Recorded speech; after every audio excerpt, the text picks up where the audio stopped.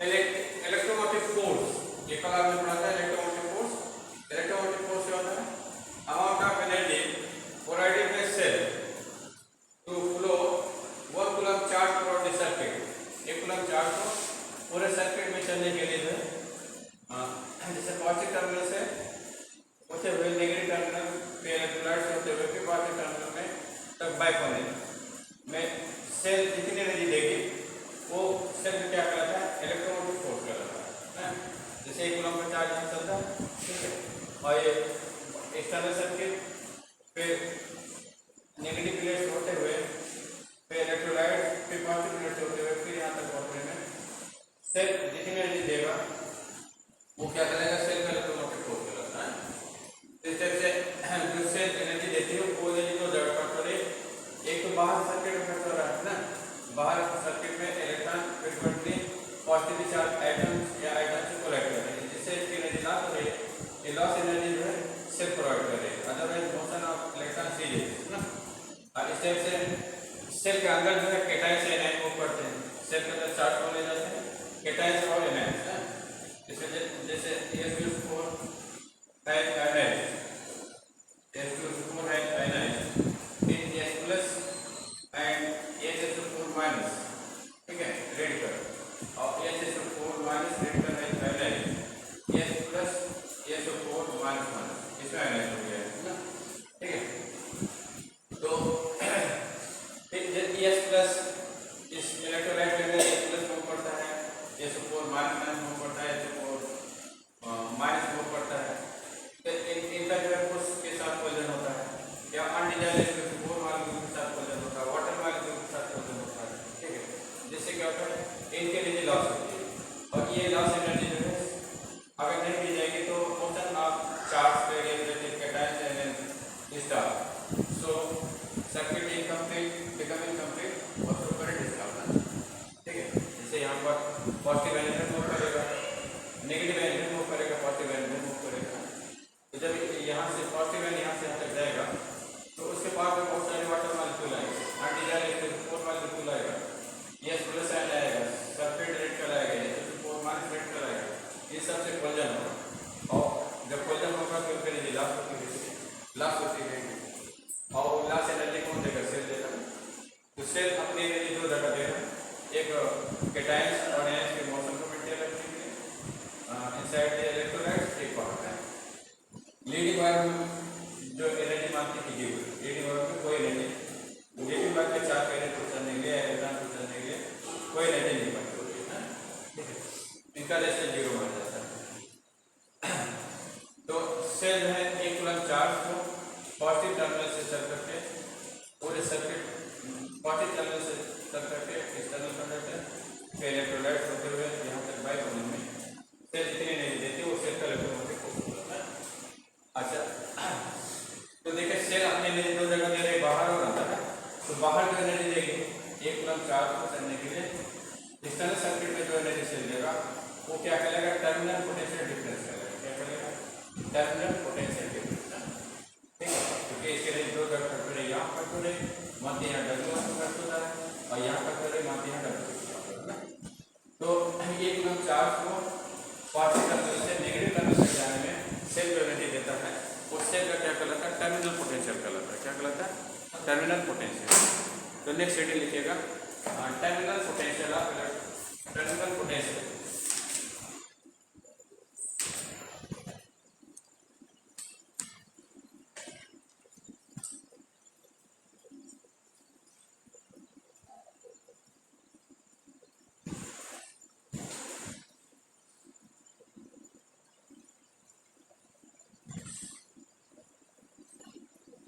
Next schedule के terminal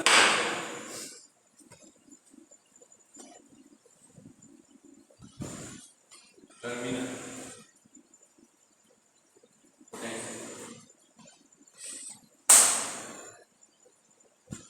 terminal potential क्या होगा?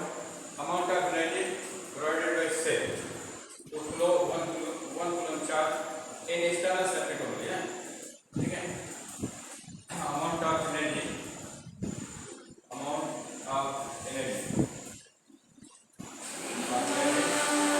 provided by cell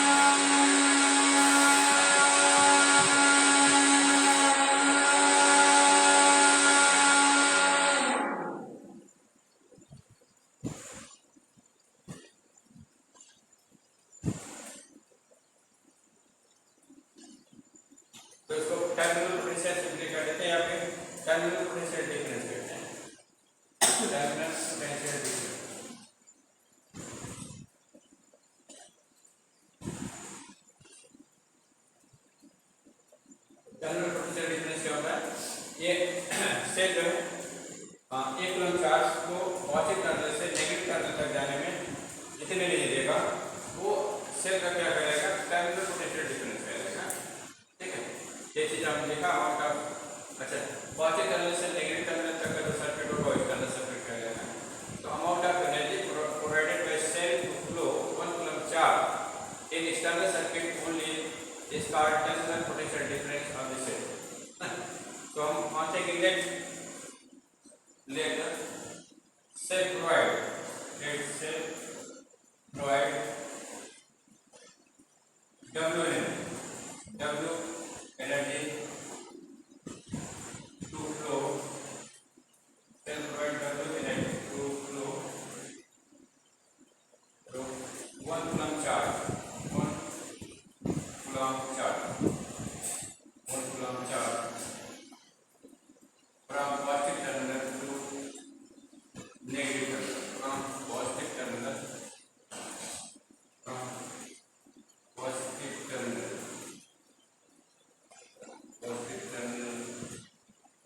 to negative terminal,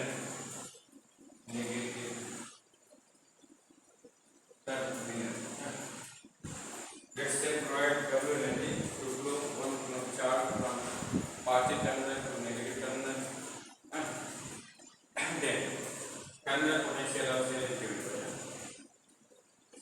The terminal potential of cell is given.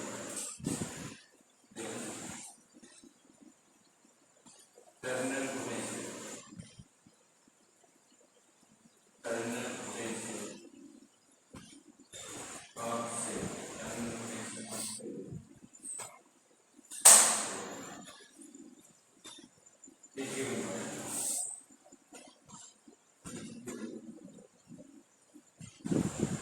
V को लिखना होगा W by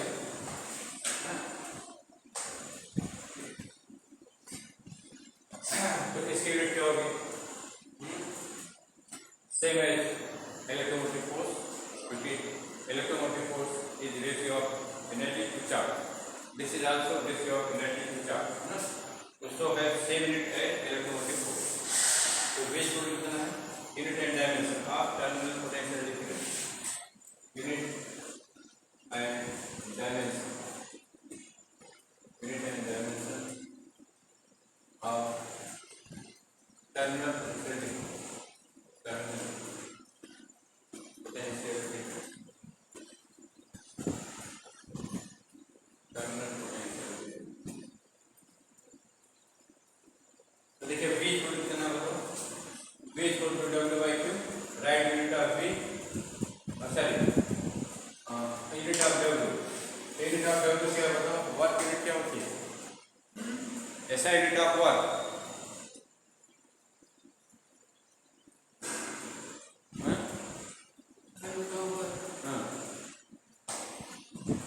कल W की यूनिट लिखा था, क्या लिखा हैं, तो बता रिपीट नहीं किया, यहाँ जाने के बाद रिपीट नहीं करता है, तो दिखाई नहीं पड़ा था W की यूनिट, W की यूनिट एनर्जी जूल और कूलम, W की यूनिट बताइए, जूल और Q की यूनिट क्या है, कूलम, कूलम लिखा हो जाएगा जूल कूलम माइनस 1, हमने बताया था जूल कूलम माइनस 1 को क्या कहा जाता है, बोल्ट कहा जाता है, क्योंकि सेट की डिस्कवरी जो है बोल्ट ने किया है, उन्हीं के नाम पर इसका नाम बोल्ट है। अब चलिए इसका डायमेंशन फार्मूला क्या होगा, तो देखिए राइट डायमेंशनल फार्मूला वर्क का डायमेंशनल फार्मूला क्या होता है, ml² t-2 होता है ना, चार्ज का डायमेंशनल फार्मूला क्या होता है, a × t होता है। अब इसको सिंप्लीफाई कर लीजिए, क्या हो जाएगा ml² t-2 - 1 a - 1, ठीक है। तो इस तरह से b का डायमेंशनल फार्मूला क्या हो गया, ml² t - 3 a - 1, इसी का dimensional formula terminal potential difference, same as electromotive force, है ना। ठीक है। अब उसके बाद जो है one unit one volt, how we define one volt, जैसे SI unit of terminal potential, SI unit of electromotive force is volt, SI unit of terminal potential, SI unit of electromotive force क्या होता है, volt होता है ना।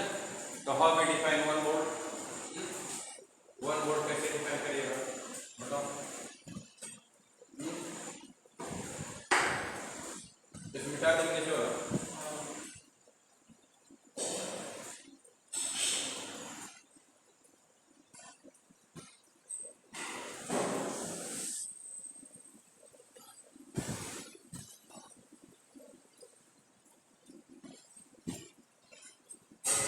Right one volt,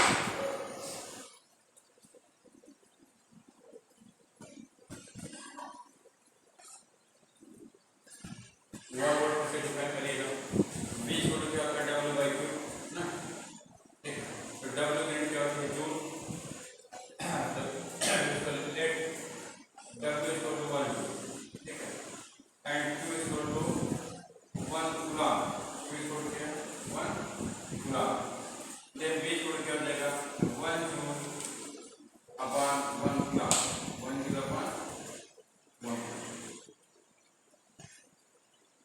coulomb, है ना। तो V इक्वल टू कितना हो जाएगा, V इक्वल टू हो जाएगा 1 joule coulomb minus 1 joule coulomb minus, इसको क्या कहेंगे वोल्ट में, क्या कहेंगे वोल्ट, तो if cell provide 1 joule energy to flow 1 coulomb charge throughout the circuit, चलिए इसको एक ही टर्म में लिखते हैं, इलेक्ट्रोमोटिव फोर्स के टर्म में लिखते हैं, अब टर्मिनल पोटेंशियल के टर्म में भी लिख सकते हैं। तो if cell provide 1 joule energy to flow 1 coulomb charge throughout the circuit, then electromotive force of the cell is said to be 1 volt, तब उस सेल का इलेक्ट्रोमोटिव फोर्स क्या कहलाएगा 1 वोल्ट कहलाएगा। अगर सेल जो है 1 कूलम चार्ज को पूरे सर्किट में चलने के लिए 1 जूल एनर्जी देती है, कोई ऐसी सेल ले रहे हैं जो कि 1 कूलम चार्ज को पूरे सर्किट में चलने के लिए 1 जूल की एनर्जी 1 जूल एनर्जी देता है, तो उस सेल का इलेक्ट्रोमोटिव फोर्स हम क्या कहेंगे 1 वोल्ट है, ठीक है। कोई ऐसी सेल है जो कि 1 कूलम चार्ज को पूरे सर्किट में सर्कुलेट कराती है, और इसके लिए उसको एनर्जी देना पड़ेगा, और सेल कितनी एनर्जी दे रहा है 1 जूल दे रहा है, तो हम कहेंगे सेल का इलेक्ट्रोमोटिव फोर्स 1 वोल्ट, ठीक है। अगर वो 2 जूल एनर्जी देता है, अगर कोई ऐसी सेल है जो कि 1 कूलम चार्ज को पूरे सर्किट में चलने के लिए 2 जूल एनर्जी देता है, तो उस सेल का इलेक्ट्रोमोटिव फोर्स क्या कहलाएगा 2 वोल्ट कहलाएगा, ठीक है। इस तरह से अगर किसी सेल का इलेक्ट्रोमोटिव फोर्स 5 वोल्ट है, इसका क्या मतलब है, वो सेल जो है 1 कूलम चार्ज को पूरे सर्किट में चलने के लिए 5 जूल एनर्जी दे रहा है, कितना एनर्जी दे रहा है 5, ठीक है। तो if amount of energy, if amount 1 volt की डेफिनेशन क्या हो जाएगी बताओ, if amount of energy provided by cell to flow 1 coulomb charge through the circuit is 1 joule, then electromotive force of the cell is said to be 1 volt, ये definition हो जाएगी ना, ये चलिए लीजिए, if amount of charge, if amount of charge given by cell to flow 1 coulomb charge, to flow 1 coulomb charge, 1 coulomb charge, 1 coulomb charge, if amount of energy, if amount of energy, if amount of energy given by cell to flow 1 coulomb charge throughout the circuit,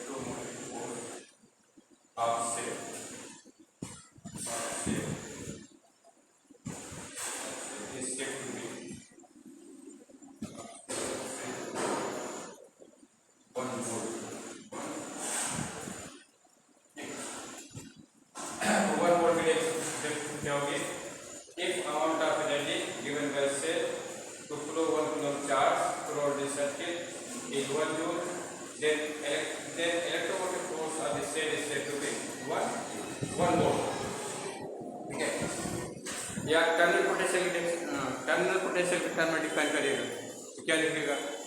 if amount of work done, amount of work done या amount of energy given by cell to flow 1 coulomb charge in external circuit is 1 joule, then terminal potential difference of cell is said to be 1 volt. Terminal potential difference cell का क्या कहलाएगा? 1 volt कहलाएगा। ठीक है, इसे समझा? तो देखिए सेल जो अपनी एनर्जी दे रहा है वो दो जगह पर होगा, एक बाहर और एक अंदर। तो बाहर जो एनर्जी खर्च हो रही है उसको डब्ल्यू मान लिया, अंदर जो एनर्जी खर्च हो रही है उसको डब्ल्यू को मान लिया। अच्छा, बाहर 1 कूलम्ब चार्ज को चलने के लिए जो एनर्जी खर्च होगी उसको आप टर्मिनल पोटेंशियल कह रहे हैं। इस तरह से अंदर 1 कूलम्ब चार्ज को चलने के लिए जो एनर्जी खर्च होगी वो क्या कहलाएगी? इधर देखिए, बाहर 1 कूलम्ब चार्ज को चलने के लिए से जो एनर्जी प्रोवाइड कर रहा है वो आप उसको टर्मिनल पोटेंशियल कह रहे हैं, टर्मिनल पोटेंशियल डिफरेंस कह रहे हैं। अंदर भी तो 1 कूलम्ब चार्ज चलेगा, उसके लिए सेल एनर्जी देगी, तो अंदर 1 कूलम्ब चार्ज को चलने के लिए सेल जो एनर्जी देगा वो क्या कहलाएगा? हैं, उसको क्या कहेंगे बताइए? हैं, इंटरनल रेजिस्टेंस कहेंगे। क्या कहेंगे? Internal resistance. हैं, ठीक है, तो चलिए नेक्स्ट हेडिंग लिखिए, नेक्स्ट हेडिंग लिखिए इंटरनल रेजिस्टेंस।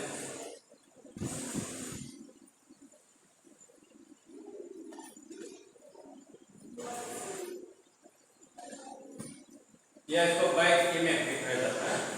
ठीक है, चलिए next heading internal resistance.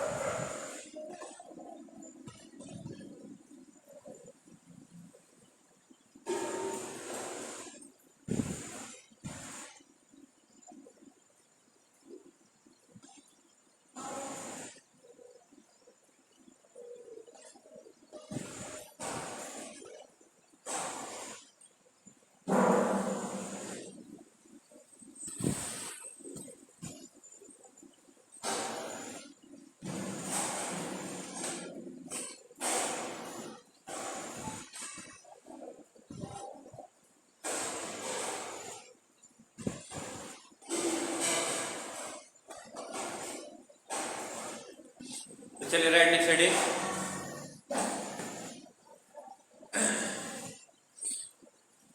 Bike EMF. Back EMF internal resistance लिखिए, internal resistance, internal resistance, internal resistance और back electromotive force, back electromotive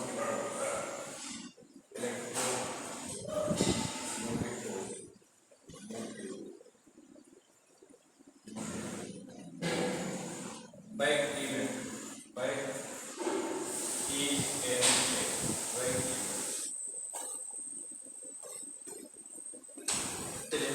internal resistance, back electromotive force और back EMF क्या है? तो देखिए जैसे सेल चार्ज को फ्लो होने के लिए, करंट को फ्लो होने के लिए एनर्जी देता है। ठीक है, एनर्जी दो जगह खर्च होती है, एक बाहर खर्च होती है। 1 कूलम्ब चार्ज को पॉजिटिव टर्मिनल से नेगेटिव टर्मिनल तक जाने में सेल जो एनर्जी देता है उसका नाम आपने क्या रखा है? Terminal potential difference.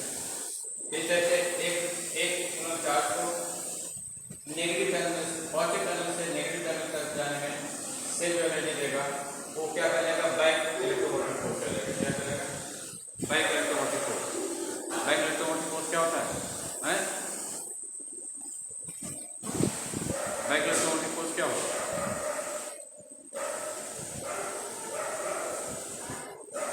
बताइए, अभी बता रहे, अभी बोलिए,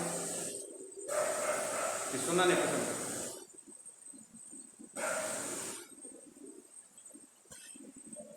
एक कूलम्ब चार्ज को पॉजिटिव टर्मिनल से नेगेटिव टर्मिनल तक जाने में सेल जो इतनी एनर्जी देगी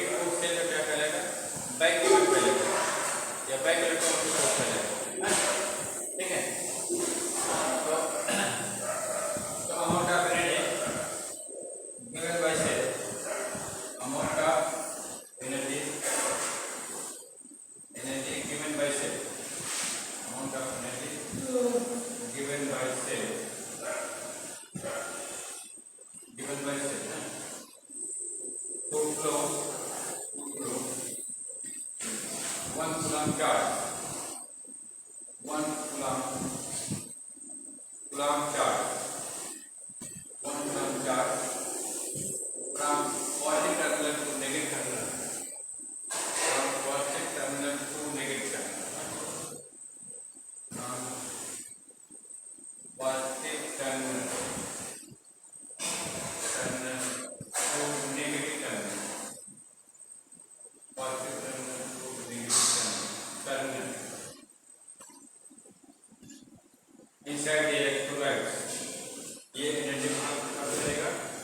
inside the electrolyte, inside the electrolyte, the state electrolyte,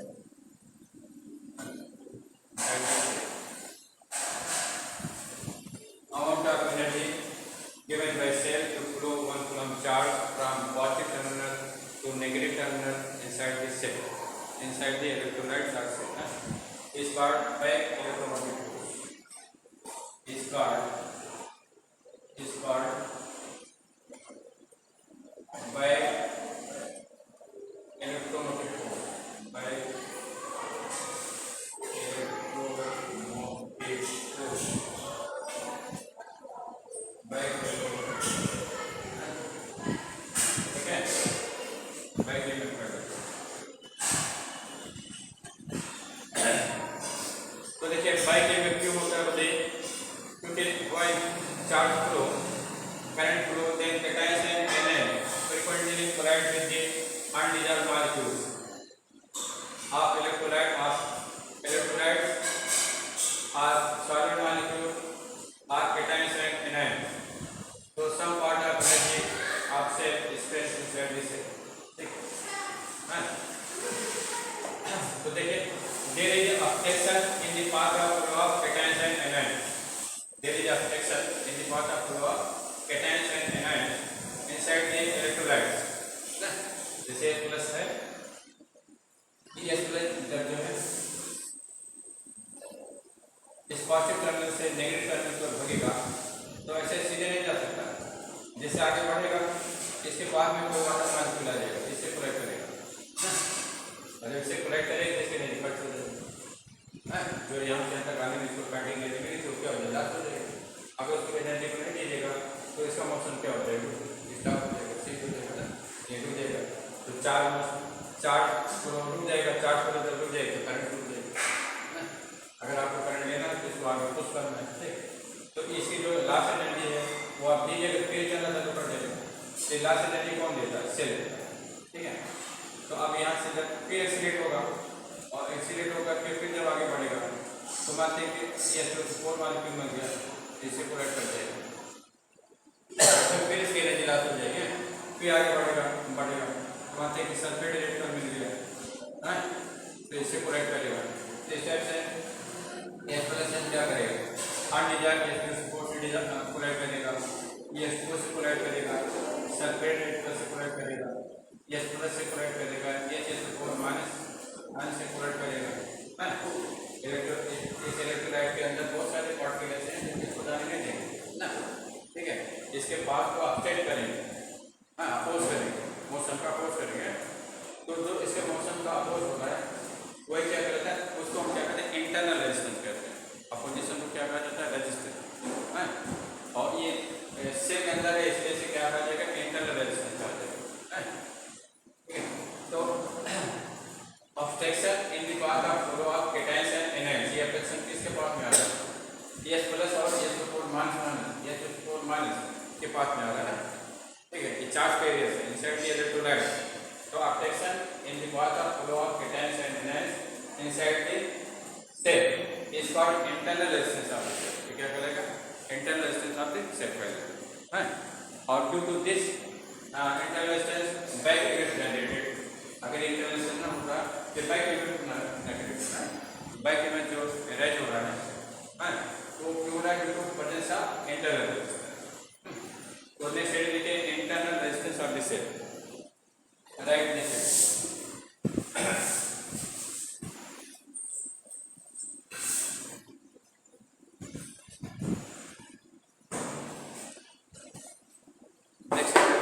internal resistance of the cell.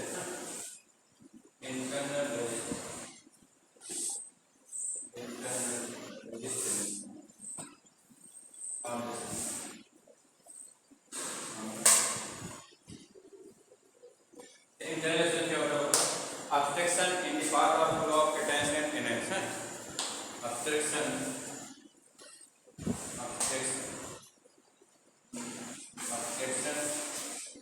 in the path of flow of cations and anions, in the path of flow of cations and anions, path of flow of cations and anions,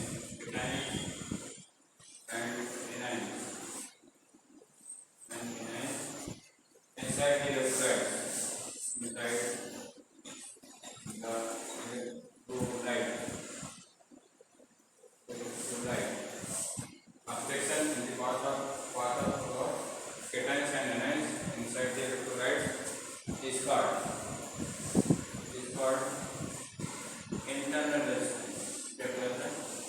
Internal resistance. तो internal resistance क्या है? Due to presence of internal resistance, some part of energy of cell inside is spent inside the cell. इस internal resistance से क्या होता है कि cell की कुछ एनर्जी सेल के अंदर इकट्ठी होती है, इस एनर्जी का आपको यूज नहीं कर पाते ना, क्योंकि जो एनर्जी बाहर मिलेगी वही तो यूजफुल एनर्जी है, ये आपकी वेस्ट चली जाती है। तो कहने लगे इस सेल का क्या है, ड्रॉबैक है, it is a drawback of this cell ना, सेल का क्या है, ड्रॉबैक है, ठीक है। तो जैसे आइडियल सेल है, तो आइडियल सेल में इस ऑब्स्ट्रक्शन को जीरो मानेंगे, आइडियल सेल में इस ऑब्स्ट्रक्शन क्या मानेंगे, जीरो मानेंगे। There is no obstruction in the path of flow of cations and anions, ठीक है। इसलिए आइडियल सेल का इंटरनल रेजिस्टेंस क्या होता है, जीरो होता है। आइडियल सेल का इंटरनल रेजिस्टेंस क्या होगा, जीरो।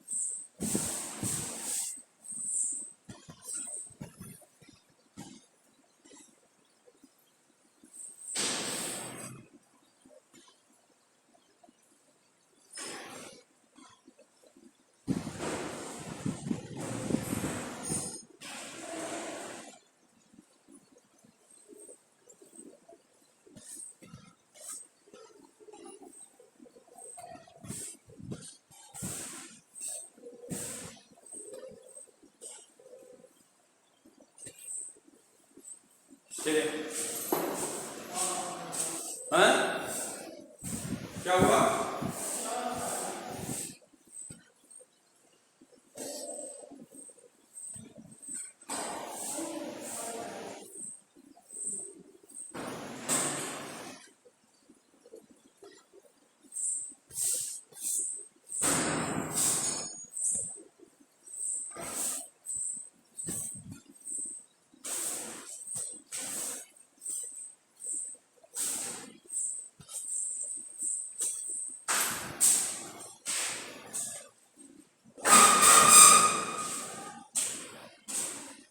तो इंटरनल रेजिस्टेंस क्या होता है बताओ, obstruction in the path of flow of cations and anions inside the electrolyte is called internal resistance.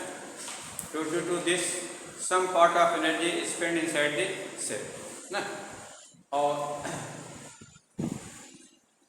तो ये स्पेंड एनर्जी कौन देता है, सेल देता है, और तो एक कूलम चार्ज को चलने के लिए, पॉजिटिव टर्मिनल से नेगेटिव टर्मिनल तक जाने के लिए सेल जो एनर्जी देता है इलेक्ट्रोलाइट के अंदर, वो क्या कहलाता है, उसका बैक ईएमएफ कहलाता है, बैक इलेक्ट्रोमोटिव फोर्स कहलाता है।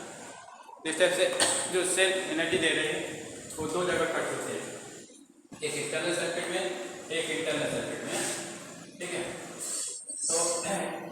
तो देखिए 1 कूलम चार्ज को चलने के लिए सेल जो एनर्जी देता है पॉजिटिव टर्मिनल पूरे सर्किट में, 1 कूलम चार्ज को पूरे सर्किट में चलने के लिए सेल जो एनर्जी देता है उसका क्या कहलाता है, इलेक्ट्रोमोटिव फोर्स कहलाता है। क्या कहलाता है, इलेक्ट्रोमोटिव फोर्स। अब इस इलेक्ट्रोमोटिव फोर्स के दो पार्ट हो जाते हैं। इलेक्ट्रोमोटिव फोर्स की energy provided by cell to 1 coulomb charge through the circuit. अब ये एनर्जी दो जगह खर्च हो रही है, बाहर एक अंदर। जो बाहर खर्च हो रहे हैं उसका नाम क्या रखते हैं आप, टर्मिनल पोटेंशियल डिफरेंस रखते हैं। जो अंदर खर्च हो रही है उसका नाम क्या रखते हैं आप, बैक ईएमएफ रखते हैं ना, बैक इलेक्ट्रोमोटिव फोर्स रखते हैं, ठीक है। तो देखिए इलेक्ट्रोमोटिव फोर्स, टर्मिनल पोटेंशियल और बैक ईएमएफ में कोई रिलेशन होगा ना, रिलेशन होगा है। तो देखिए मान लीजिए सेल पेंसिल लिखते हैं, तो रिलेशन बिटवीन, नेक्स्ट लिखिए relation between, relation among electromotive force, terminal potential and internal resistance. Terminal potential, terminal potential difference, terminal potential difference, potential difference, terminal potential difference and internal resistance. तीनों में एक relation है ना, internal resistance, back EMF, back EMF. क्या cutting है क्या? हाँ cutting. तो देखिए जैसे सेल जो है 2 कूलम चार्ज को पूरे सर्किट में चलने के लिए जो है W एनर्जी देता है। Cell provide W energy to flow 2 coulomb charge क्या लिखे हैं? Through the circuit. क्या लिखे हैं? Relation among AMONG, relation among electromotive force, terminal potential difference and internal resistance. तो देखिए सेल जो है चार्ज को चलने के लिए एनर्जी देता है। तो 1 कूलम सेल 2 कूलम चार्ज को चलने के लिए पूरे सर्किट में जो एनर्जी देता है मानते हैं W, कितना है W। तो let amount of energy provided by cell to flow two charge through the circuit. जैसे Q चार्ज पॉजिटिव टर्मिनल चल रहा है, ठीक है, और चलते हुए एक्सटर्नल सर्किट जा रहा है, फिर नेगेटिव टर्मिनल पर आ रहा है, फिर इलेक्ट्रोलाइट के अंदर आ रहा है, फिर थर्ड पॉजिटिव टर्मिनल से यहाँ है। इस प्रोसेस में सेल कितना एनर्जी देता है, W एनर्जी देता है। कितना दे रहा है, W। अब देखिए इस एनर्जी का कुछ पार्ट क्या होगा, एक्सटर्नल सर्किट में खर्च होगा और कुछ पार्ट क्या होगा, इंटरनल सर्किट में खर्च होगा।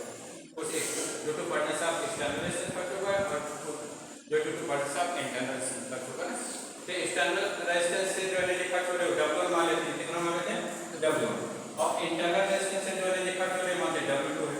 तो फ्रॉम कंजर्वेशन ऑफ एनर्जी क्या होगा, energy provided by cell is equal to sum of energy spend in external circuit and internal circuit ना। तो W equal to W1 plus W2 हो गया ना। अब इसको क्या करते हैं, Q से डिवाइड कर देते हैं, W/Q। तो W/Q क्या हो जाएगा, W/Q W1/Q हो जाएगा और प्लस W2/Q हो जाएगा, है ना। तो W/Q क्या चीज है, this is the amount of energy provided by cell to flow Q charge through the circuit ना। तो अमाउंट ऑफ अपन चार्ज ये क्या हो गया, amount of energy provided by cell to flow 1 coulomb charge through the circuit, है ना। तो ये जो रिलेशन होगा W/Q, ये क्या बन जाएगा, इलेक्ट्रोमोटिव फोर्स बन जाएगा। क्या बन जाएगा, इलेक्ट्रोमोटिव फोर्स, क्योंकि इलेक्ट्रोमोटिव फोर्स के डेफिनेशन है ये इलेक्ट्रोमोटिव फोर्स ही हो गया। ये क्या चीज है, W1 है amount of energy provided by cell to flow Q coulomb charge from positive terminal to negative terminal in external circuit, ठीक है। तो W1/Q क्या हो जाएगा, that ratio of electromotive force, that ratio of energy given by cell to charge flow in the ये क्या बन जाएगा, ये आपका टर्मिनल पोटेंशियल डिफरेंस बन जाएगा। ये क्या हो जाएगा, टर्मिनल पोटेंशियल डिफरेंस है, क्योंकि this is the amount of energy to flow 1 coulomb charge in external circuit only. The amount of energy provided by cell to flow 1 coulomb charge in external circuit क्या कहलाता है, terminal potential कहलाता है। But इसको terminal potential भी कहेंगे, capital भी है। ये क्या चीज है, amount of energy provided by cell to flow 1 coulomb charge in internal circuit है, या it percent of internal resistance. ये क्या कहलाता है, बाइक यूनिट कहलाता है। क्या कहलाता है, बाइक यूनिट। इसको हम कैसे दिखाएंगे, स्मॉल कैसे ना। तो इस टाइप से ई इक्वल टू क्या हो गया, B plus electromotive force equal to क्या हो गया, terminal potential plus bike unit. ये रिलेशन हो गया ना, ठीक है।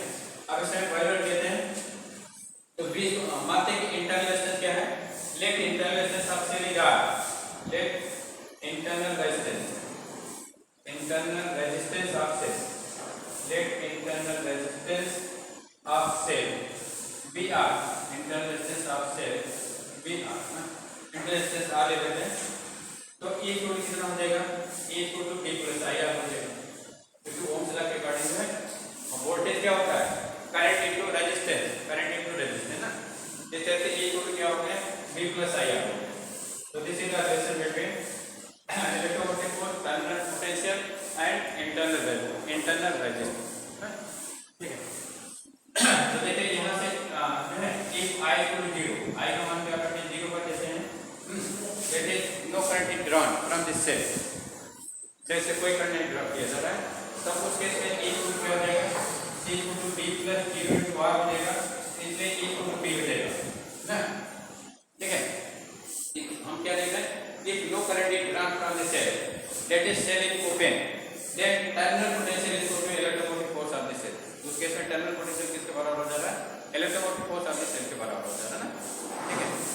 तो ये डेफिनेशन में क्या हो, if no current is drawn that is cell is in open state, then terminal potential of cell is equal to electromotive force of the cell ना, ठीक है। तो जब हमको सेल का इलेक्ट्रोमोटिव फोर्स मेजर करना होता है, तो हम क्या करते हैं कि सेल को कोई करंट नहीं ड्रा करते, सेल को ओपन स्टेट में रखते हैं, और उस केस में हम वोल्ट मीटर से टर्मिनल पोटेंशियल मेजर करेंगे। तो वोल्ट मीटर जो भी रीडिंग देगा वो क्या हो जाएगा, टर्मिनल पोटेंशियल हो जाएगा, सेल का टर्मिनल पोटेंशियल हो जाता है, सॉरी इलेक्ट्रोमोटिव फोर्स हो जाता है। वो टर्मिनल पोटेंशियल क्या बन जाता है, इलेक्ट्रोमोटिव फोर्स बन जाता है, ठीक है। If no current is drawn from the cell, if no current is drawn, if no current is drawn from the cell, no current is drawn from the cell,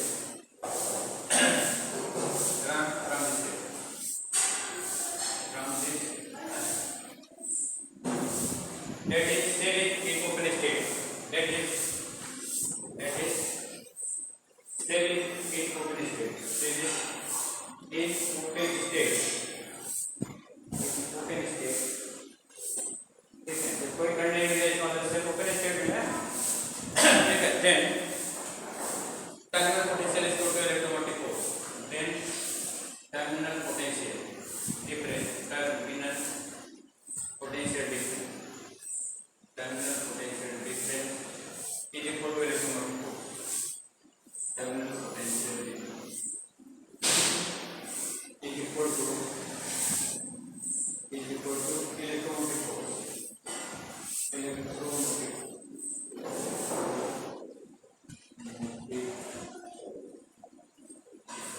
ठीक है। इसे इलेक्ट्रोमोटिव फोर्स हम find करते हैं। अब उसके बाद चलिए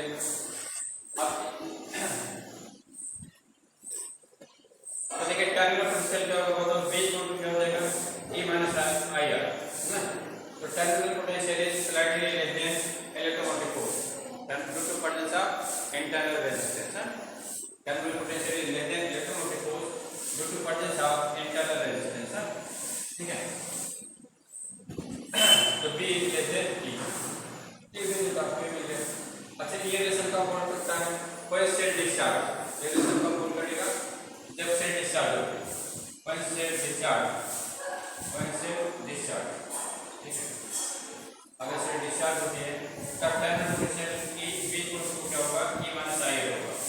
अगर वन सेल चार्ज होता है, वन सेल चार्ज अगर सेल चार्ज होगा तब फिर V इक्वल क्या हो जाएगा, E V equal to E plus IR होगा। चार्जिंग ज़्यादा रहेगा तभी जो है करंट रिवर्स डायरेक्शन बहेगी है। ऐसे पॉजिटिव टर्मिनल से निकलती है बाहर जाती है, अब क्या होगा नेगेटिव पॉजिटिव टर्मिनल से अंदर जाएगी, ठीक है।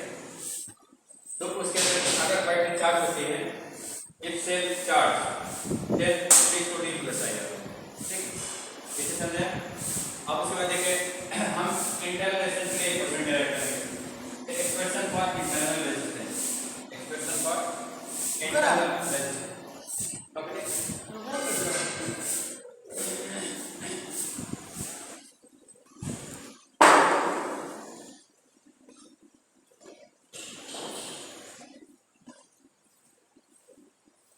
क्या लिखा है V is equal to P minus when cell charge, when cell discharge, when cell discharge, जब सेल डिस्चार्ज होती है ना, अच्छा ये लिखा था E को भी माइनस आई है ना, ये लिखा था, हाँ तो V is less than E due to potential apart, ये बताया था। when cell discharge then V को भी माइनस आई होगा ना, इस केस में करंट हमारे पॉजिटिव टर्मिनल से निकल के बाहर जाएंगे, ठीक है। when cell charge, अगर सेल चार्ज होगा तब V छोड़ क्या होगा E प्लस आई होगा, E प्लस आई है, ठीक है। इस केस में चार्ज हमारे पॉजिटिव टर्मिनल से नेगेटिव टर्मिनल की ओर चलेंगे। अब देखिए रिलेशन बिटवीन अब जो है expression for internal resistance,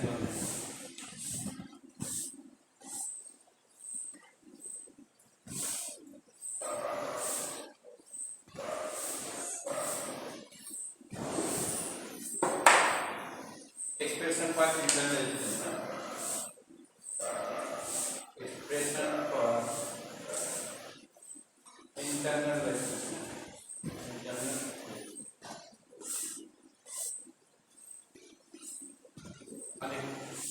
E छोड़ कितना होगा, E छोड़ B प्लस आई है ना, तो यहाँ से E माइनस B छोड़ क्या हो जाएगा आई आर, यहाँ से जो है आई आर छोड़ क्या हो जाएगा E minus B upon I, E minus B upon I हो जाएगा, है ना। तो फ्रॉम ओम्स लॉ